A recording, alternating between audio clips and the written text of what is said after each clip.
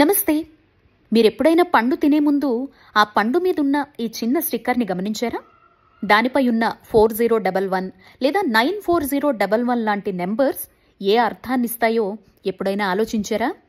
ఇవి కేవలం నెంబర్లు కాదు.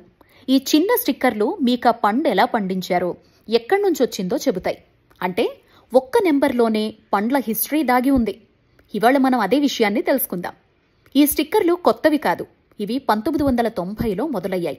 International federation for produce standards IFPS అనే సంస్థ ప్రపంచవ్యాప్తంగా ఈ PLU అంటే ప్రైజ్ లుకప్ కోడ్స్ విధానం ప్రారంభించింది.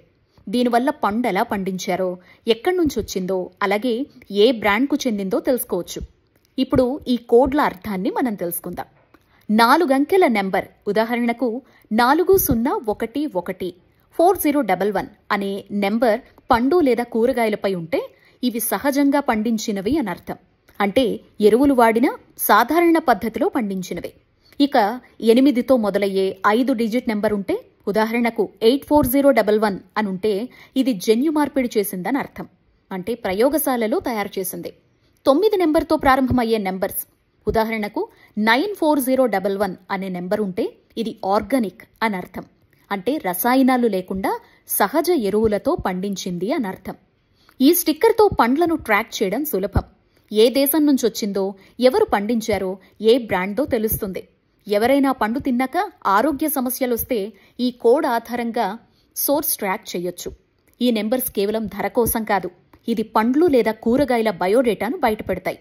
ఇక చాలామంది అడుగుతారు ఈ స్టిక్కర్కు వాడిన జిగురు గురించి. ఇందులో వాడే జిగురు ఫుడ్ గ్రేడ్, అంటే తినేడానికి సేఫ్ అని అర్థం.